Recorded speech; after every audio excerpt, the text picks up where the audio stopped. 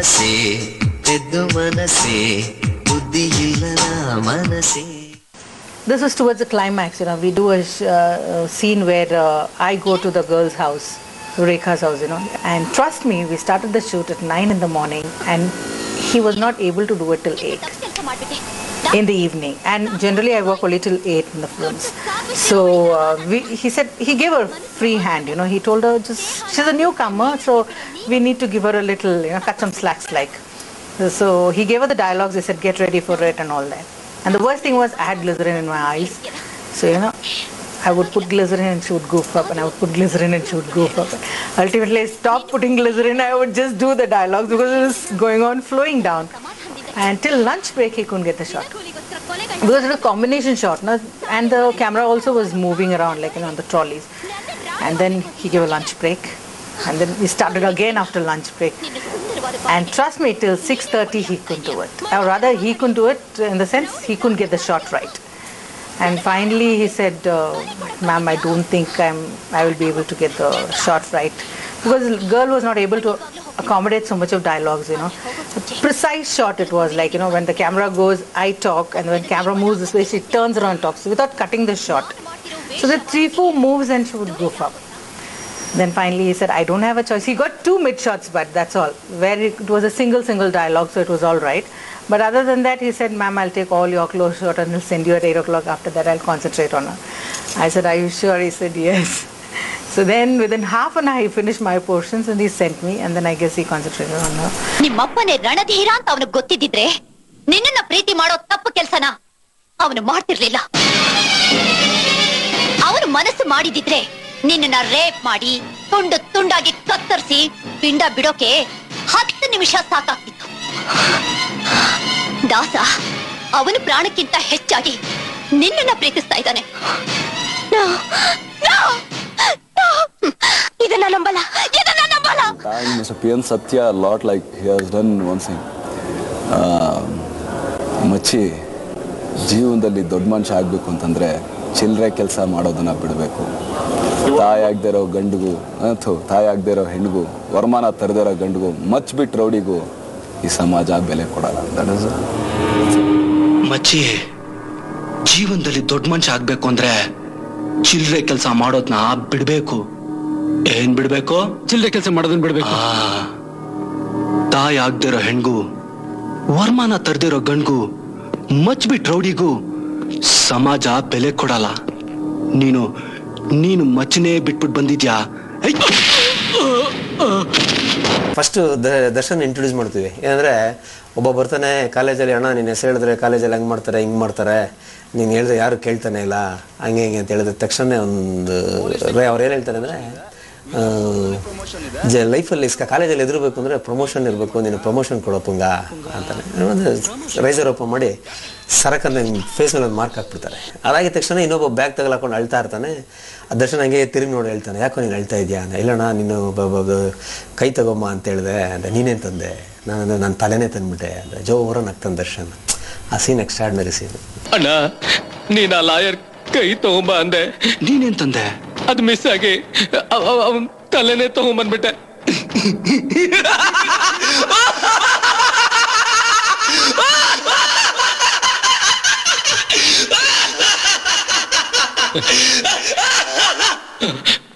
Good good, ಕೈ ತಗೊಂಬ ಅಂದ್ರೆ ತಲೆನೇ ತಂದ್ಬಿಟ್ಯಾ? Very good. ನೀನ್ ಮೇಲೆ right hand. One scene where they'll tell ಮಗ ಹುಡುಗಿ ಬೀಳ್ಬೇಕು ಅಂದ್ರೆ ಬಿಸ್ಕೆಟ್ ಹಾಕ್ಬೇಕು. At that time I will be sitting seeing a dog putting a biscuit la chal, this is the style what that is the best scene what I think. ಇವಳ ಹತ್ರ ಮಾತಾಡ್ತಾ ಇದ್ದಂಗೆನೆ ಅವ್ನಿಗೊಂದು ಇಂಟ್ರಿಕಟಲ್ಲಿ ಒಂದು jump start ಆಯ್ತು. ಹೇಗಿದ್ರೆ ನಾಯಿ biscuit ಹಾಕ್ತಾ ಇರ್ತಾನೆ, ಯಾಕೆಂದ್ರೆ ನಾಯಿ ಬೊಗಳ್ದಲ್ಲೇ ಇರಲಿ ಅನ್ನೋದಕ್ಕೆ. ಈ ಸೀನ್ನ ಬರೆದಾಗ ಡಬ್ಬ ಥರ ಇದೆ ಅಂದ್ರೆ ಎಲ್ರು, ಬಟ್ ಆನ್ ಸ್ಕ್ರೀನ್ ನೋಡಿದಾಗ ವಿಜುವಲ್ ನೋಡಿದ್ರೆ ಸಖತ್ತಾಗಿದೆ ಅಂತ. ಪರಿಚಯ ಕಾರಣವಾದ ಈ ನಾಯಿ ಮರಿಗೆ ಇಷ್ಟೊಂದು ಪ್ರೀತಿ ತೋರಿಸ್ಬೇಕಾದ್ರೆ ನೀವ್ ಲವ್ ಮಾಡೋ ಹುಡುಗಿನ ಅಥವಾ ನಿಮ್ ಹೆಂಡ್ತಿನ ಯಾವ ರೀತಿ ನೋಡ್ಕೋಬಹುದು ನೀವು?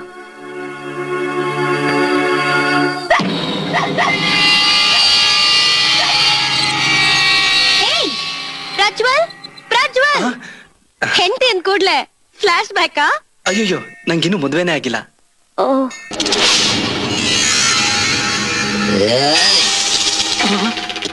ದರ್ಶನ್ ಇಂಟ್ರೊಡ್ಯೂಸ್ ಮಾಡ್ಬೇಕಾದ್ರೆ ಒಂದು ಕೋಳಿನ ಕಟ್ ಮಾಡ್ಬಿಟ್ಟು ಆ್ಯಕ್ಟ್ ಮಾಡ್ತೀನಿ. ದೇವ್ರು ಬರಬೇಕು ಅಂದರೆ ನಡುಮುಡಿ ಹಾಕಬೇಕು, ಮಾರಿನ ಹೊಲ್ಸ್ಕೋಬೇಕು ಅಂದರೆ ಬಲಿ ಕೊಡಬೇಕು, ದಾಸ ಎಂಟ್ರಿ ಕೊಡಬೇಕು ಅಂದರೆ ಈ ಅಣ್ಣ ಕೋಳಿ ಕುಯ್ಬೇಕು ಅಂತೇಳಿ ಕೋಳಿನ ಕುಯ್ತೀನಿ. ಕೋಳಿ ಕುಯ್ದ ತಕ್ಷಣ ಹೀರೋ ಕ್ಯಾರೆಕ್ಟರ್ ಇಂಟ್ರೊಡ್ಯೂಸ್ ಮಾಡ್ತೀವಿ, ಸಾಂಗ್ ಸ್ಟಾರ್ಟ್ ಆಗುತ್ತೆ. ದೇವ್ರು ಬರ್ಬೇಕು ಅಂದ್ರೆ ನಡುಮುಡಿ ಹಾಕ್ಬೇಕು, ಮಾರಿನ ಹೊಲ್ಸ್ಕೋಬೇಕು ಅಂದ್ರೆ ಬಲಿ ಕೊಡ್ಬೇಕು, ದಾಸ ಎಂಟ್ರಿ ಕೊಡ್ಬೇಕು ಅಂದ್ರೆ ಈ ಅಣ್ಣ ಕೋಳಿ ಕುಯ್ಬೇಕು.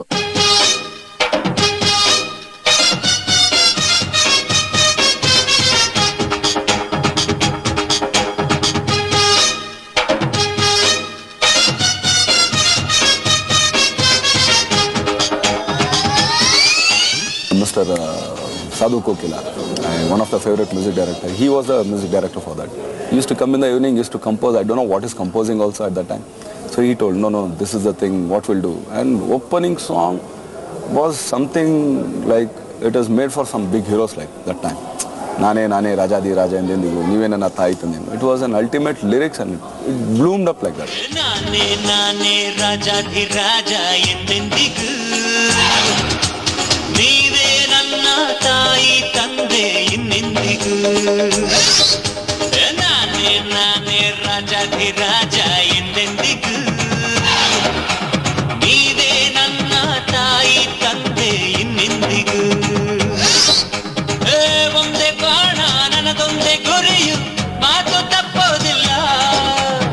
ಪ್ರೀತಿ ನನ್ನ ಜೀವನಾಡಿ, ನೀತಿ ಮೀರೋದಿಲ್ಲ. ಗೆಳೆಯ ನೀತಿ ಮೀರೋದಿಲ್ಲ. ಇವರು ನಾನ ಅಂತ ಕಂಪೋಸ್ ಮಾಡಿದ್ರು. ಬಿಗಿನಿಂಗ್ ಏನೇ ನಾನೇ ರಾಜಾದಿರಾಜ ಅಂತ ನಾನು ಆಡಿದೆ. ಸಾಧು ಅವರೆಲ್ಲ ನೋಡಿದ್ರು. ಅದು ಹಿಂದೆ ಒಂದು ದೊಡ್ಡ ಡಿಸ್ಕಷನ್ ಆಯ್ತು. ಏನು ಅಂದರೆ ಅಪ್ಕಮಿಂಗ್ ಹೀರೋ ಈಗ ಇಂಟ್ರೊಡ್ಯೂಸ್ ಮಾಡ್ತಾ ಇದ್ದೀರಾ, ಅವನೇನು ದೊಡ್ಡ ಇಂಡಸ್ಟ್ರಿ ಹೀರೋ ಥರ ನಾನೇ ರಾಜಾದಿರಾಜ ಅಂತ ಬಂದರೆ ಹೆಂಗಿರುತ್ತೆ ಅಂತ ದೊಡ್ಡ ಡಿಸ್ಕಷನ್ ಆಯ್ತು ಆ ಲೈನ್ಗೆ. ನಾನು ಒಂದೇ ಮಾತಂದೆ, ಇವತ್ತಲ್ಲ ನಾಳೆ ಅವನೇ ರಾಜ, ಇರಬೇಕಷ್ಟೇ. ನಾನು ಆಟಾಡ್ಕೊಂಡು ಕೂತ್ಕೊಂಡು ಆ ಲೈನ್ ಹೋಗ್ತೇನೆ. ನಿಮ್ಮೆಲ್ಲರ ಜೊತೆಯಾಗಿ ಬೆಳೆದೆ, ಅಭಿಮಾನದ ಸಿಹಿ ಪ್ರೀತಿನ ಸವಿದೆ. You might see in every moment there is that tan. Only that step I practice almost 3 days in front of a mirror. I used to practice this because I don't know the steps. That was the only thing. 5-star Ganesh has done that song.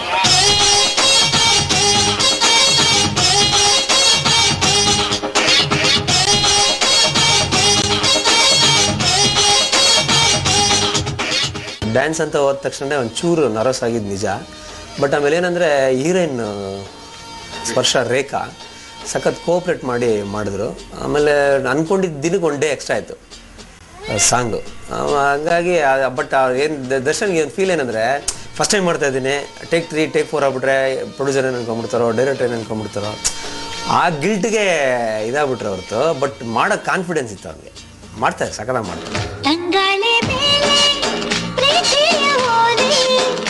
ಬೆಳ್ಳಿ ಮಾಲೆ ನವಿಲೂರ ನವಿಲೆ, ಈ ಕಣ್ಣ ಕಾಲಿ ಕೊಳದೊಳಗೆ ಕನಸು ತುಂಬಿದು ನೀನು ಮಾಯಗಾರ.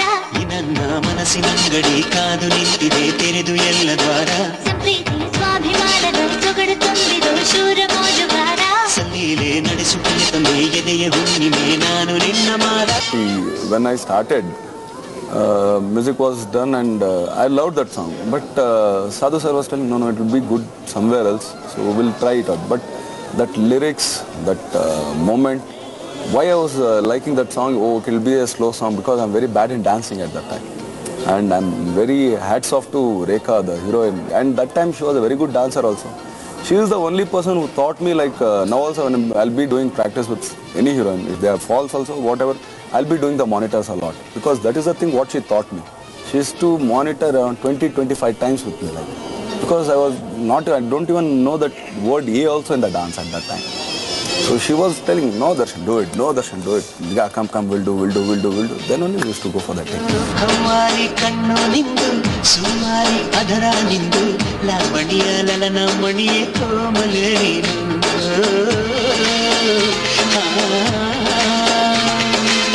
ಕಾವ್ಯಗಳ ಸತ್ವ ನೀನು, ಶಾಯರಿಯ ತತ್ವ ನೀನು, ಜಾನಪದ ಗೀತೆಯ ಹಾಗೆ ಮಹತ್ವವೂ ನೀನು. ಆ ಮೇಕಪ್ ಮಾಡ್ಬೇಕಾದ್ರೆ ದರ್ಶನ್ ಒಂದು ಫೀಲ್ ಮಾಡಿದ್ರು, ಗುರುಗಳೇ ಎಲ್ರೂ ಫಸ್ಟ್ ಹೀರೋ ಮಾಡಿದಾಗ ಬ್ರೈಟ್ ಮಾಡ್ತಾರೆ, ನೀವೇನೆಲ್ಲ ಡಾರ್ಕ್ ಮಾಡ್ತಾ ಇದ್ದೀರಾ ಅಂತ. ಇಲ್ಲ, ನಿಂಗಿದು ನಿಜವಾದ ಒಂದು ಔಟ್ಪುಟ್ ಫೀಲ್ ಗೊತ್ತಾಗುತ್ತೆ ಅಂತೇಳಿ ಫೋಟೋಸ್ ಎಲ್ಲ ತೆಗೆದು ನೋಡಿದ್ಮೇಲೆ ದರ್ಶನ್ ನ್ಯಾಚುರಲ್ ನೋಡೋದಕ್ಕೂ ದರ್ಶನ್ ನೋಡೋದಕ್ಕೂ ಸಂಬಂಧನೇ ಇಲ್ಲದ ಥರ ಆಗೋಯ್ತು. ನೀವು ನಂಬಲ್ಲ, ಒಂದಿನ ಇಲ್ಲಿ ರಿಂಗ್ ರೋಡಲ್ಲಿ ಶೂಟಿಂಗ್ ಮಾಡ್ತಾ ಇದ್ವಿ. ಫಸ್ಟ್ ಟೈಮ್ ಆ ಗೆಟಪ್ ಹಾಕಿದ್ವಿ ಶೂಟಿಂಗಲ್ಲಿ. ಹಬ್ಬ ಒಂಥರ ಈ ಫೈರ್ ಥರ ಒಂದು ಶರ್ಟ್ ಇದೆ, ಬ್ಲ್ಯಾಕ್ ಶರ್ಟ್ ಫೈರ್ ಥರ ಒಂದು ಶರ್ಟ್ ಇದೆ. ಹಾಕೊಂಡಾಗ ದರ್ಶನ್ ಪ್ಯಾಕಪ್ ಆಯಿತು. ದರ್ಶನ್ ಸುಮ್ಮನೆ ನಿಂತಿದ್ರು. ನಾನು ಹೇಳಿ ಮೇಕಪ್ ತೆಗಿರಿ ದರ್ಶನ್ ಯಾಕೆ ಅಂತ. ಸರ್ ನಮ್ಮ ತಾಯಿಗೆ ತೊಗೊಂಡೋಗಿ ತೋರಿಸ್ತೀನಿ ಸರ್, ನಂಗೆ ತುಂಬ ಇಷ್ಟ ಆಗಿದೆ ಕಾಸ್ಟ್ಯೂಮ್. ನಾನು ಹೇಳಿದೆ ಫಸ್ಟ್ ಹೋಗಿ ತೋರಿಸು ಆ ಗೆಟಪ್. ನನ್ನ ತಾಯಿಗೆ ತೋರಿಸ್ತೀನಿ ಸರ್, ಹಿಂಗೆ ಹೋಗ್ತೀನಿ ಮನೆಗೆ, ದಯವಿಟ್ಟು ಹೋಗಿ ಫಸ್ಟ್ ನಿಮ್ಮ ತಾಯಿಗೆ ತೋರಿಸಪ್ಪ, ಖುಷಿ ಪಡ್ತಾರೆ ಅಂತ ಹೇಳ್ದೆ. ಅಂದರೆ ಆ ಗೆಟಪ್ ದರ್ಶನ್ಗೆ ಅಷ್ಟು ಇಷ್ಟ ಆಗೋಯ್ತು. ಅದು ತೆಗಿಯೋಕೆ ಇಷ್ಟ ಇಲ್ಲ, ನಾನು ಹಿಂಗೆ ಮನೆಗೆ ಹೋಗ್ತೀನಿ, ಮನೇಲಿ ತೋರಿಸ್ತೀನಿ. ಹಂಗೆ ಹೋದ ದರ್ಶನ್, ಹಂಗೆ ಹೋಗಿ ಮನೇಲಿ ತೋರಿಸ್ತಾ ಆ ಥರನೇ. Majestic went very smoothly, very elegantly. We didn't have any obstacles like, okay, starting a new movie, there were new producers. Nowadays we can see that new producers, okay, there'll be some ups and downs in the making of the movie, like they might don't know anything, or otherwise they'll get confusion anywhere. ಕೊಲೆ ಮಾಡ್ದಾಗ್ಲೇ ಜೈಲ್ಗೆ ಹೋಗ್ಲಿಲ್ಲ ನಾನು. ಮಾಡ್ದೇ ಇರೋ ಕೊಲೆನ ಒಪ್ಕೊಂಡು ಜೈಲ್ಗೆ ಹೋಗ್ಬೇಕಿನವರೆಗೂ ನಾನ್ ಮಾಡಿರೋ ಕೊಲೆ ಸುಲಿಗೆಗೆ ಯಾವುದೇ ಸಾಕ್ಷಿ ಆಧಾರಗಳಿಲ್ಲ. ಈ ಕೊಲೆ ನಾನು ಒಪ್ಕೊಂಡ್ರೆ ಡಿಪಾರ್ಟ್ಮೆಂಟ್ ಅಲ್ಲಿ ಸಪರೇಟ್ ಆಗಿ ಫೈಲ್ ಓಪನ್ ಮಾಡಿ ಸ್ಲೇಟ್ ನ ಕೈ ಕೊಟ್ಟು ಫೋಟೋ ತೆಗಿತಾರೆ. ಕೈದಿ ನಾನ್ ಆಗ್ತೀನಿ, DCP ನೀವ್ ಆಗ್ತೀರಾ. ಇದರಿಂದ ನನ್ಗೇನ್ ಲಾಭ? ಅವ್ರಿಗೆ ನಾನು ಪ್ರೊಡ್ಯೂಸರ್ಗೆ ಒಂದು ಪ್ರಾಮಿಸ್ ಮಾಡಿದ್ದೆ, ಸರ್ ಏನು ನಾನು ಹೇಳಿದ್ದೀನಿ ಕತೆ ಅಷ್ಟರಲ್ಲೇ ಮಾಡ್ಕೊಡ್ತೀನಿ ಅಂತ. ಆ ಭಯ ನನಗೂ ಇತ್ತು. ಆಮೇಲೆ ಎಲ್ಲಿ ಜಾಸ್ತಿ ಓಡ್ಬಿಡ್ತಾರ ಭಯ ಅವ್ರಿಗೂ ಇತ್ತು. ಹಂಗಾಗಿ ಎಲ್ಲರೂ ಭಯದಲ್ಲೇ ಶೂಟಿಂಗ್ ಮಾಡಿದ್ವಿ. ನಮ್ದೇನಂದರೆ ಪ್ರತಿಯೊಂದು ನಮ್ಮ ಶ್ರಮ ಆ ಪಿಕ್ಚರಲ್ಲಿತ್ತು. ಶ್ರಮ ಕಷ್ಟ ಪ್ರತಿಯೊಂದು ಇದರಲ್ಲೂ we have done a good job. For that we got the success to that movie. When I saw a preview show, it was very length movie actually. So I thought, okay, it is something like, because I was seeing all my this thing. And in the morning, this incident I want to tell you because on that day in the release, because we made a puja in JP Nagar Venkateshwara temple. So again we bought all this thing, cans and all. We made puja over there and we get back. And in every producer's face, or might be in director face, in my face, there was a sad face like, okay, we have done something, let us see. And what Ramurthy sir told, there was a hotel over there, come, we'll have a breakfast here. No one had a mood to go for the breakfast, but okay, chal, we'll have it. So everyone ordered an idli and we were having. Immediately we got a call from Prasanna that 2 shows full. We were shocked like, yeah, new hero, nothing was there. How it got shocked like? First day of the release. Then we didn't had food also in the afternoon. We were roaming around the theaters like here, there. Hey, ಅಷ್ಟೊಂದು ನಿರ್ದಾಕ್ಷಿಣ್ಯವಾಗಿ ಮಾತಾಡ್ಬೇಡ್ರೋ, ನಿಲ್ಲಿಸ್ರೋ, ನನ್ನ ಸ್ವಲ್ಪ ಅರ್ಥ ಮಾಡ್ಕೊಳ್ರೋ. Cinema start ಆಗಿ run ಆದಮೇಲೆ 4:30 ಶೋಗೆ ಎಲ್ಲ ಕಡೆಯಿಂದ ಏನು ಕಾಲ್ ಬಂತು ಅಂದರೆ, ಒಂದು ಸಾಂಗಿಗೆ ಮಾತ್ರ ಜನ ಎದೊಳ್ತಾ ಇದ್ದಾರೆ, ಇನ್ನು ಮಿಕ್ಕಿದ ಎಲ್ಲೂ ಜನ ಎದೊಳ್ತಾನೆ ಇಲ್ಲ. ಆ ಕೋಲಣ್ಣ ಕೋಲೆ ಅಂತ ಒಂದು ಸಾಂಗ್ ಇದೆ. ಆವಾಗ ಇಮ್ಮಿಡಿಯೇಟ್ ಡಿಸಿಷನ್ ತೊಗೊಂಡು ಎಲ್ಲರೂ ಕೂತ್ಕೊಂಡು ಆ ಕೋಲಣ್ಣ ಕೋಲೆ ಸಾಂಗೆ ತೆಗೆದುಬೇಡ ಅಂತೇಳಿ ಇಮ್ಮಿಡಿಯೇಟ್ ಎಲ್ಲ ಕಡೆ ಪ್ರಿಂಟಲ್ಲೇ ಕಟ್ ಮಾಡ್ಬಿಟ್ವಿ.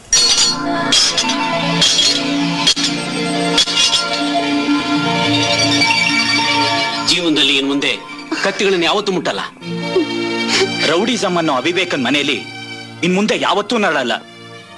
ಪವಿತ್ರವಾದ ಪ್ರೀತಿ ಗಂಗೆಲ್ ಮಿಂದು ಹೊಸಬಾಳಿ ಕಾಲಿಡ್ತಾ ಇರೋ ಈ ಪ್ರಜ್ವಲ್ಗೆ ಆಧಾರ ಸ್ತಂಭವಾಗಿರ್ತೀವಿ. ನನ್ನ ಪಿಕ್ಚರ್ ಸುಮಾರು ಒಂದು 10 ವರ್ಷ ಆಯಿತು ಬಂದು. 10 ವರ್ಷದ ಇವತ್ತರೆಗೂ ಮೆಜೆಸ್ಟಿಕ್ ಕ್ಯಾರಿ ಆಗ್ತಾ ಇದೆಯಲ್ಲ, ಅದೊಂದು ಭಾಳ ಖುಷಿ ವಿಚಾರ. ಹಿಂದೆ ಶಿವಣ್ಣ ಅವ್ರದ್ದು ಓಮ್ ಬಂತು, ಓಮ್ ಇವತ್ತಿಗೂ ಕ್ಯಾರಿ ಆಗಿದೆ ಮಾಸ್ ಇದಾಗಿ. ಬಟ್ ಅದೇ ರೀತಿ ಮೆಜೆಸ್ಟಿಕ್ ಕೂಡ ಇವತ್ತವರೆಗೂ ಜನ ಮರ್ತಿಲ್ಲ. ಪ್ರತಿಯೊಂದು ಕಡೆ ಇವತ್ತಿಗೂ ಕೂಡ ನಮಗೆ ಮೆಜೆಸ್ಟಿಕ್ ಪ್ರೊಡ್ಯೂಸರ್ ಅಂತಲೇ ಗುರ್ತಿಸೋದು. ಮಧ್ಯದಲ್ಲಿ ಯಾವ ಸಿನಿಮಾ ಮಾಡಿದ್ವಿ ಅದು ಬೇಡ, ಮೆಜೆಸ್ಟಿಕ್ ಪ್ರೊಡ್ಯೂಸರ್ ಅಂತಲೇ ಗುರ್ತಿಸೋದು. ಬಟ್ ಅದು ಇವತ್ತವರೆಗೂ ಕ್ಯಾರಿ ಆಗಿದೆ ಅಂತ ಹೇಳಿದ್ರೆ ಅದ್ರ ನಿರ್ಮಾಪಕನಾಗಿ ನಂಗೆ ಭಾಳ ಸಂತೋಷ ಆಗ್ತದೆ. I'll smoke in front of everyone. Maybe he's a big producer, whatever. But till today, I don't even smoke in front of Ramurthy, Bamarish, and P.N. Satya. That is the respect what I give them. ಮಚ್ಚಿ, ಜೀವನದಲ್ಲಿ ದೊಡ್ಡ ಮನುಷ್ಯ ಆಗ್ಬೇಕು ಅಂತಂದ್ರೆ ಚಿಲ್ಲರೆ ಕೆಲಸ ಮಾಡೋದನ್ನ ಬಿಡಬೇಕು. ಏನ್ ಬಿಡ್ಬೇಕು? ಚಿಲ್ಲರೆ ಕೆಲಸ ಮಾಡೋದನ್ನ ಬಿಡ್ಬೇಕು. ತಾಯಿ ಆಗ್ದಿರೋ ಹೆಣ್ಗೂ, ವರ್ಮಾನ ತರ್ದಿರೋ ಗಂಡ್ಗೂ, ಮಚ್ಬಿಟ್ ರೌಡಿಗೂ ಸಮಾಜ ಬೆಲೆ ಕೊಡಲ್ಲ. ನೀನು ಮಚ್ಚನೇ ಬಿಟ್ಬಿಟ್ಟು ಬಂದಿದ್ಯಾ?